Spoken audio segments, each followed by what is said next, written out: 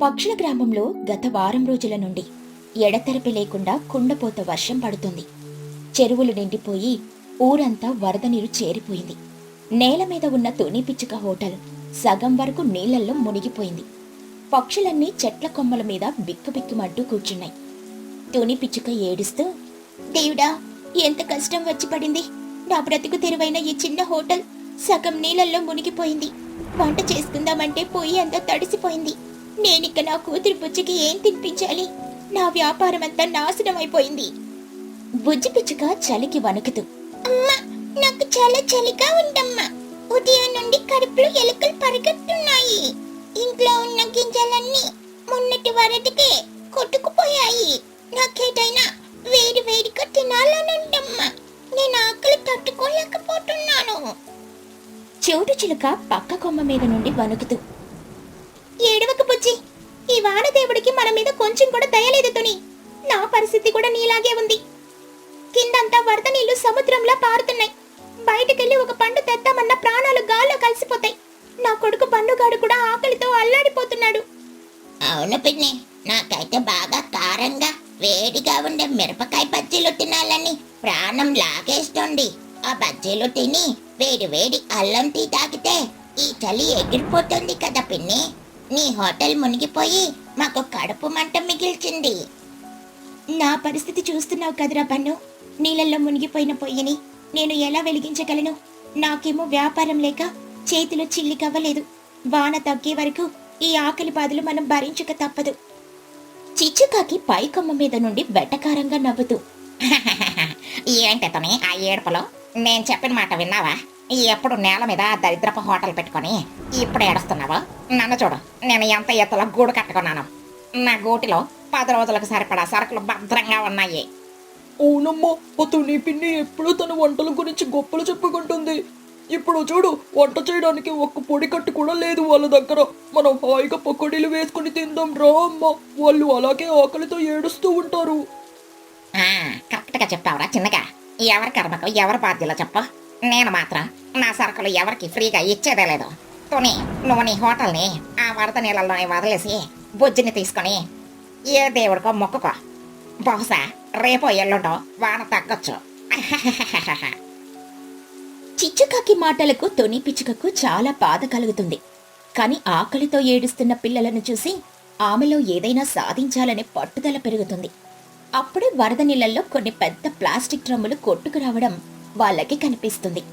అరే తుని, అటు చూడు, ఆ వరద నీళ్ళలో సిటీ వాళ్ళు పడేసిన పెద్ద ప్లాస్టిక్ డ్రమ్ములు, వాటర్ బాటిల్స్ కొట్టుకొని వస్తున్నాయి. అవి నీళ్ళల్లో ఎంత తేలికగా తేలుతున్నాయో చూసావా? మనం వాటిని పట్టుకొని ఏదైనా పడవ లాంటిది తయారు చేసుకుంటే బాగుంటుంది కదా.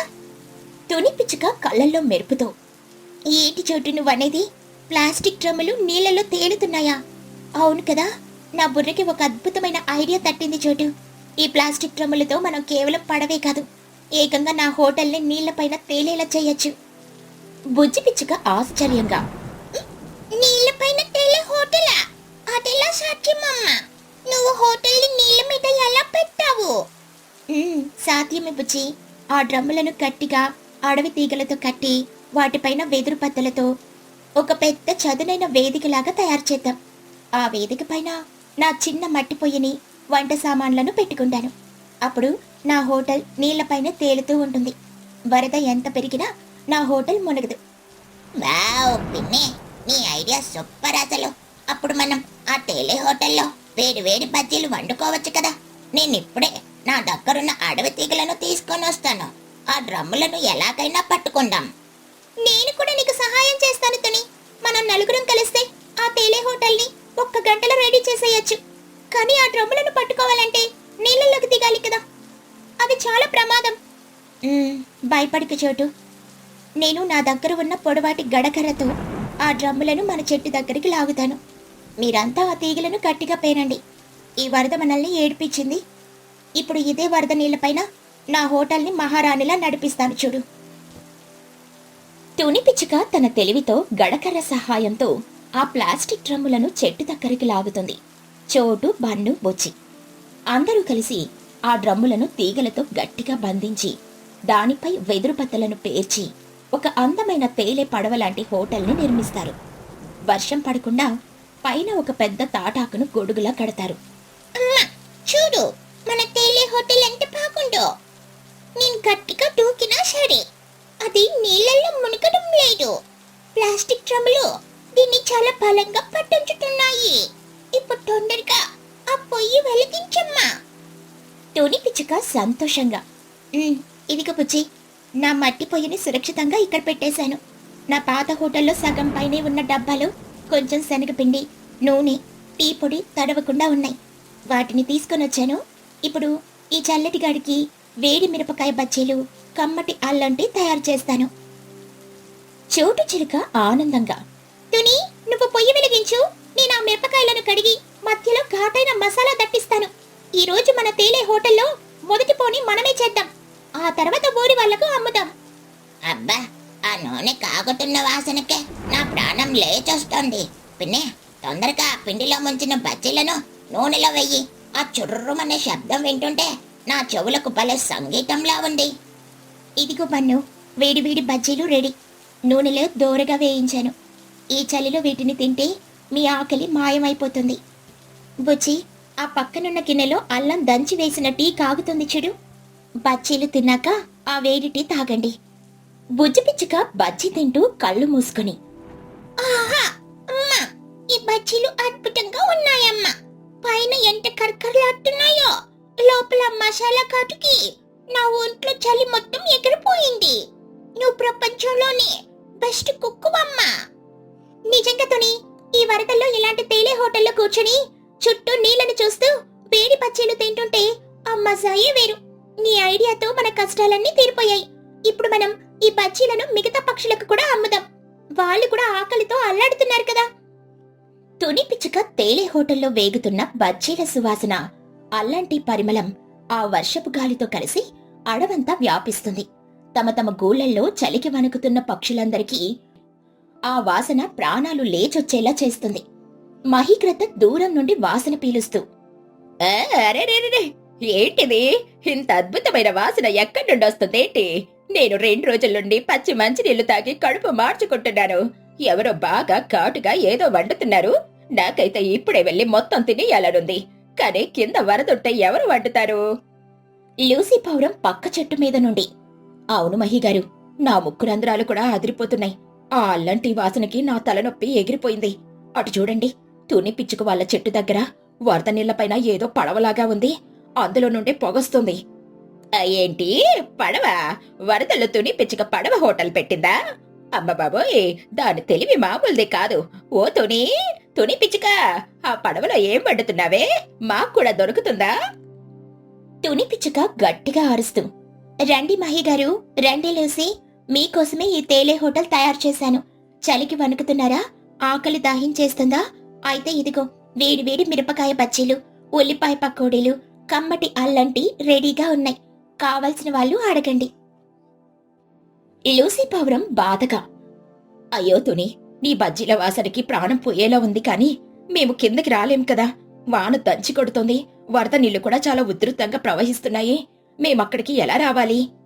తుని పిచ్చుక నవ్వుతూ, మీరు నా హోటల్ దగ్గరికి రావక్కర్లేదు లూసీ. నా హోటలే మీ దగ్గరకొస్తుంది. ఇది నీళ్లపైన తేలే హోటల్. నేను ఈ వెదురు కర్రతో తెడ్డు వేసుకుంటూ మీ చెట్ల దగ్గరికి వచ్చి వేడివేడిగా డెలివరీ ఇస్తాను. మీరు మీ గూట్లోనే ఉండి ఆనందంగా తినచ్చు. మహీగ్రత ఆనందంతో గంతేస్తూ, వావ్ తుని, నీ బిజినెస్ మైండ్ కి హ్యాట్స్ ఆఫ్. అయితే తొందరగా నా చెట్టు దగ్గరికి రా. నాకు ఒక 2 ప్లేట్ల బజ్జీలు, ఒక కప్పు టీ ఇవ్వు. ఎంత రేటైనా పర్వాలేదు. ఈ పూట నా ఆకలి తీర్చితే అదే 10,000. తుని పిచ్చుక తన తేలే హోటల్ని నెమ్మదిగా తెడ్డు వేసుకుంటూ ఒక్కో చెట్టు దగ్గరికి తీసుకెళ్లి అందరికీ బజ్జీలు, టీ అమ్ముతుంది. పక్షులన్నీ ఆ చలిలో వేడి బజ్జీలు తింటూ తుని తెలివిని, వంట రుచిని ఆకాశానికి ఎత్తేస్తాయి. తుని గల్లా పెట్టే డబ్బులతో నిండిపోతుంది. తుని పిచ్చుక తేలే హోటల్ వ్యాపారం సూపర్ హిట్ అవ్వడం, అందరూ ఆమెని పొగడడం చూసి చిచ్చుకాకి విపరీతమైన అసూయ కలుగుతుంది. తుని సంపాదిస్తున్న డబ్బులు చూసి ఆమె కళ్ళు కుడతాయి. చిచ్చుకాకి కోపంగా పళ్ళు నూరుతూ, చూసావారా చిన్న, ఆ తుని పిచ్చుక నాకంటే ఎక్కువ డబ్బులు సంపాదిస్తుంది. నిన్నటిదాకా ఆకలితో ఏడ్చిన దానికి ఒక్క ప్లాస్టిక్ డ్రమ్ముల ఐడియాతో ఎంత అదృష్టం వరించిందో. ఈ ఊర్లో నేను మాత్రమే ఎక్కువ డబ్బు సంపాదించాలి. అది నా హక్కు. కొని అమ్మో, తుని పిన్ని చాలా కష్టపడి ఆ తేలే హోటల్ని తయారు చేసింది. పైగా ఆమె వంటలు చాలా బాగుంటాయి కదా. మనం ఇప్పుడు ఏం చేయగలం? నువ్వు అనవసరంగా వాళ్ళ మీద కోపం పెంచుకోకు. మన ఇంట్లో సరుకులున్నాయి కదా, ప్రశాంతంగా తిని పడుకుందాం. నార్మల్ దద్దమ్మ, ఆతోనే చేసిన పడవలో ఏముంది గొప్ప? నేను కూడా అలాంటిదే ఒకటి తయారు చేస్తాను. నా దగ్గర ఒక పాత అట్ట పెట్టే కొంచెం థర్మాకోల్ షీట్లో ఉన్నాయి. వాటితో నేను ఒక గొప్ప పడవ చేసి అందులో బిర్యానీ అమ్ముతాను. అప్పుడు నా పడవ తుని పడవ కంటే గ్రాండ్ గా ఉంటుంది. అందరూ నా దగ్గరికి వస్తారు. అమ్మో వద్దమ్మా, అట్టపెట్టెలు నీళ్ళల్లో నానిపోతాయి. థర్మాకోల్ షీట్లు బరువు మొయ్యలేవు, మనం నీళ్ళల్లో పడిపోతాము. తుని పిన్ని ప్లాస్టిక్ డ్రమ్ములు వాడింది కాబట్టి అది మునగడం లేదు. దయచేసి ఈ పిచ్చి ఐడియా మానుకో అమ్మా. నువ్వు సైలెంట్ గా ఉండరా. నేను ఈ అట్టపెట్టికి చుట్టూ పాలిథిన్ కవర్లు కడతాను. అప్పుడు అది నీళ్ళల్లో నానదు. నేను నా బిర్యానీ గిన్నెలో అన్నీ కూడా అందులో పెట్టుకుంటాను. నా బిజినెస్ ని ఎవరు ఆపలేరు. చిచ్చుకాకి తన కొడుకు మాట వినకుండా అత్యాశతో ఒక పాత అట్ట పెట్టే థర్మాకోల్తో ఒక నకిలీ పడవ తయారు చేస్తుంది. అందులో బరువైన వంట సామాన్లు, గ్యాస్ బండా పెట్టుకుని వరద నీళ్లలోకి నెడుతుంది. కాని ఆమె కట్టిన పాలిథిన్ కవర్లు లూజ్గా ఉండడంతో నీళ్లు మెల్లిగా అట్టపెట్టిలోకి చేరడం మొదలవుతాయి. చిచ్చుకాకి పడవలో కాలు పెడుతూ, అయ్యా చూసావా చిన్నగా, నా పడవ కూడా నీళ్ళల్లో తేలుతుంది. రండి పక్షులారా, నా 5 స్టార్ ఫ్లోటింగ్ రెస్టారెంట్ కి రండి. నేను మీకు దమ్ బిర్యానీ ఇస్తాను, రండి. చిన్నుకాకి గట్టు మీద నుండి భయంగా, అమ్మా, నీ పడవ ఒక పక్కకు ఒరుగుతోందమ్మా. అట్టపెట్ట మెత్తగా అయిపోతుంది. తొందరగా వెనక్కి వచ్చేయమ్మా. చిచ్చుకాకి తన బరువైన శరీరాన్ని ఆ పడవలో పెట్టగానే అందులో ఉన్న వంట సామాన్ల బరువుకు ఆ అట్టపెట్టె పూర్తిగా చిరిగిపోయి థర్మకోల్ విరిగిపోతుంది. క్షణాల్లోనే ఆ నకిలీ పడవ మొత్తం నీళ్లల్లో మునిగిపోతుంది. చిచ్చుకాకి వరద నీళ్లలో పడి గిలగిలా కొట్టుకుంటుంది. చిచ్చుకాకి నీళ్లు మింగుతూ భయంతో, కాపాడండి, కాపాడండి, నేను మునిగిపోతున్నాను. ఆ అట్టపెట్ట మునిగిపోయింది. ఓయమ్మో చిన్నో, నాకు ఈత రాదురా. ఎవరైనా నన్ను బయటకు లాకండి బాబోయ్, నా ప్రాణం పోతుంది. చిచ్చుకాకి వరద నీళ్లలో కొట్టుకుపోతూ మునిగిపోతూ అరుస్తున్న అరుపులు తుని పిచ్చుకకు వినిపిస్తాయి. తుని ఒక్క క్షణం కూడా ఆలోచించకుండా తన ప్లాస్టిక్ డ్రమ్ముల తేలే హోటల్ని వేగంగా అటువైపుకు నడుపుతుంది. తుని పిచ్చుక తెడ్డు వేగంగా వేస్తూ, భయపడుకు చిచ్చు, నేను వచ్చేస్తున్నాను. నీ చేతులు పైకెత్తి పట్టుకో. వరద ప్రవాహం ఎక్కువగా ఉంది, నువ్వు కొట్టుకుపోతావు. బుజ్జి, ఆ అడవి తీగను గట్టిగా పట్టుకో. చిచ్చు ఆంటీకి అందిద్దాం. ఇదిగో ఆంటీ, ఈ తీగను గట్టిగా పట్టుకోండి. ఆ పడవ చాలా బలంగా ఉంది. మిమ్మల్ని మేము పైకి లాగుతాం. వదలకండి ఆంటీ. తుని, చోటు, బన్ను వరదలో కొట్టుకుపోతున్న చిచ్చుకాకిని అతి కష్టం మీద తమ తేలే హోటల్ పైకి లాగుతారు. చిచ్చుకాకి వణుకుతూ నీళ్లు కక్కుతూ ప్రాణాపాయం నుండి బయటపడుతుంది. చిచ్చుకాకి వణుకుతూ కన్నీళ్లతో, నువ్వా? నేను ఉదయం నిన్న ఆకలితో ఏడుస్తుంటే ఎగతాళి చేశాను. నా గూట్లో సరుకులున్నాయని గర్వపడ్డాను. నా అత్యాశతో ఈ నకిలీ పడవ చేసి నా ప్రాణాల మీదకు తెచ్చుకున్నాను.